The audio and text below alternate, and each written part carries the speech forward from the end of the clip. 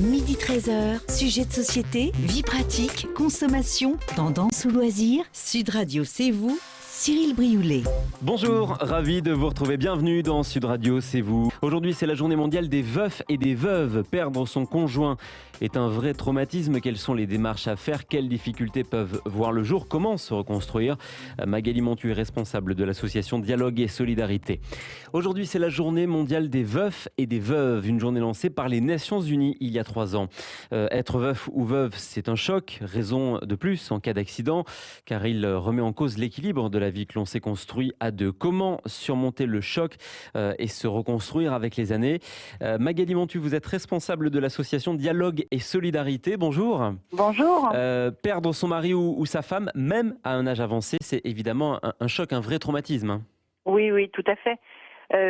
On dit dans des chiffres que malheureusement nous n'avons pas bien en France, mais qu'on trouve dans des études anglo-saxonnes, que le taux de décès dans les 2 années qui suivent la perte du conjoint, du concubin, du compagnon ou de sa compagne, double. Ça veut dire que les personnes, quel que soit leur âge et leur état de santé, sont vraiment effectivement extrêmement éprouvées. On assimile souvent le veuvage au 3e, au 4e âge. On peut devenir veuf ou veuve plus jeune, hein. On compte 360 000 veuves de moins de 55 ans aujourd'hui en France. Oui, absolument. Le veuvage précoce est une donnée que nous connaissons évidemment à l'association Dialogue et Solidarité, puisque nous recevons des personnes de tous âges, des personnes même très très jeunes. Nous recevons des veufs et des veuves qui ne sont pas forcément mariés, qui n'ont pas forcément été mariés devant la loi. Donc nous avons toutes sortes de situations. Effectivement, il y a un chiffre très important de personnes qui perdent leur compagnon ou leur conjoint relativement tôt dans la vie. Quel rôle, quelle aide peuvent et doivent apporter la famille et l'entourage? Du soutien, essentiellement. Les jours qui suivent, évidemment, le décès sont des jours extrêmement éprouvants, extrêmement difficiles. Il y a en plus beaucoup de démarches à réaliser au moment, et bien sûr des obsèques, mais tout de suite après, un certain nombre de démarches administratives. Les personnes sont souvent à la fois en situation d'urgence, il faut régler énormément de problèmes, énormément de choses matérielles, et la famille est là pour aider, partager éventuellement un certain nombre de ces tâches, et les proches sont extrêmement importants dans toute la durée d'ailleurs qui suit le deuil.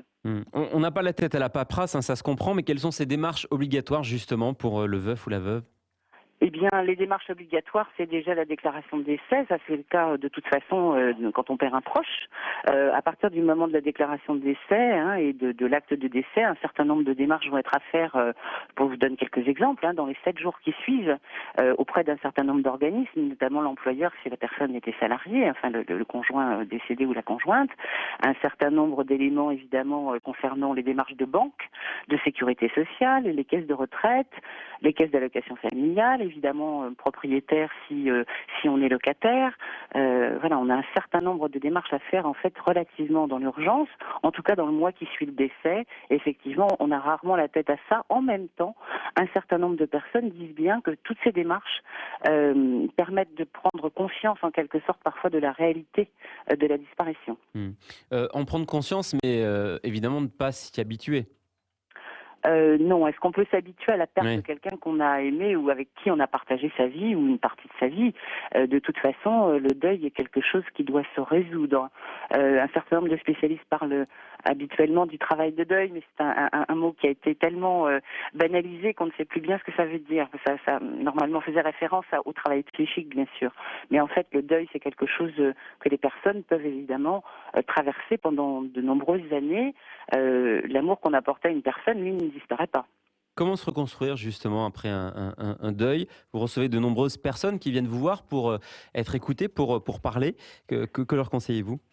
Alors nous accueillons en effet un grand nombre de personnes, puisque nous avons à l'heure actuelle 14 permanences réparties en Île-de-France, bien sûr, mais aussi dans toutes les régions, des permanences d'écoute, d'accueil d'animation de groupes de parole. Alors, toutes les personnes en situation de veuvage, endeuillées par un veuvage, ne font pas forcément appel à un soutien extérieur qu'il soit associatif, qu'il soit professionnel ou médical. Mais nous constatons effectivement qu'un grand nombre de personnes souhaitent se faire aider, au moins pour se rassurer sur les étapes et les difficultés qu'elles traversent. Là, je parle des difficultés morales. Elles ne savent pas toujours avoir le repère. Est-ce que c'est bien normal que si longtemps après, je sois toujours aussi triste? Il y a des jours où je me sens bien, des jours où je me sens vraiment très très mal. Il y a des jours où la vie n'a plus de goût. Et puis, l'aide des proches et l'aide de la famille et des amis, passer les quelques premiers mois, souvent après le décès, non pas disparaît, mais s'amenuise. Et puis les personnes de l'entourage ont envie que vous alliez mieux. Et il est parfois assez difficile de faire comprendre ou de se comprendre avec les personnes qui souhaitent pour vous que vous alliez vers un chemin de reconstruction et qui pour autant constatent que par moments, vous êtes encore en grande difficulté. Donc, les conseils, il y a des conseils de bon sens, il faut prendre soin de soi, prendre soin de sa santé, se laisser du temps. Les personnes ne traversent pas du tout les étapes du deuil comme on les lit parfois un petit peu de façon théorique. Les choses sont parfois mouvantes, il y a des cycles. Chaque personne étant différente, chaque deuil est différent. Puis on peut aller mieux en apparence et pas vraiment de l'intérieur, j'imagine. Absolument, nous avons des personnes qui témoignent en disant qu'elles ont repris même relativement une vie sociale et amicale, qu'elles ont, grâce parfois aussi à leur vie professionnelle, un certain nombre d'attaches et d'ancrages.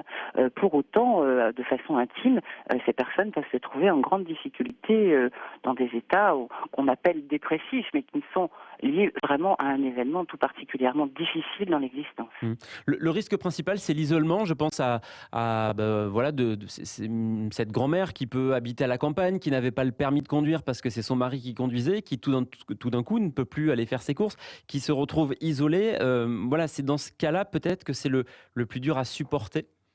Oui, c'est souvent les situations qu'on évoque. Alors, il n'y a pas d'âge pour ressentir l'isolement, en plus de le vivre de façon tout à fait concrète. Mais il est évident que l'apport du voisinage ou de la solidarité n'est pas toujours aussi évident que ça, surtout quand on est géographiquement dans un endroit qui est peu peuplé ou en éloignement d'un certain nombre de points de vie. Donc, il est très très important que les personnes puissent faire appel, ne serait-ce que par téléphone, à des structures, et j'allais dire qu'elles soient associatives, qu'elles soient spécialisées ou non dans le soutien moral lié au veuvage. Il est évident que les services de proximité, un certain nombre de besoins de solidarité peuvent se trouver aussi ailleurs. Mais le besoin de renouer des relations et d'avoir une vie sociale et d'avoir des relations sur tous les sujets et pas seulement justement autour du deuil sont extrêmement importantes. Des personnes ne trouvent plus le sommeil, se font prescrire des somnifères par leur médecin. Les médecins le disent, il ne faut pas s'y habituer, ça doit rester temporaire. Alors, il y a beaucoup de débats autour des médications et bon, la pharmacopée permet quand même de soulager le manque de sommeil, ne pas dormir du tout pour certaines personnes dans les phases de choc et les phases qui suivent effectivement en proximité du décès, c'est quelque chose qui n'aide pas non plus à aller bien. Donc moi je ne suis pas médecin, nous ne sommes pas médecins, nous savons seulement en termes de santé et de prévention qu'il faut effectivement faire attention à pouvoir juger avec son généraliste par exemple, ou avec un certain nombre de consultations parfois spécialisées, ce qu'il est bon de faire. Mais il n'y a pas de recette. Les choses qui peuvent convenir à une personne peuvent ne pas convenir à une autre. Merci beaucoup Magali Montu, vous êtes responsable de Dialogue et Solidarité. Vous proposez 14 espaces d'écoute à Paris et dans le sud, à Angoulême, à Bordeaux, Clermont-Ferrand, Montpellier et à Toulouse. C'est nouveau cette semaine. Ouverture au 9 rue Matabio. Tous les renseignements sur votre site dialogue-et-solidarité.asso.fr. Sud Radio C'est vous revient demain entre 12h et 13h pour retrouver toutes les références de l'émission d'aujourd'hui. Sudradio.fr sur la page Sud Radio C'est vous. À demain.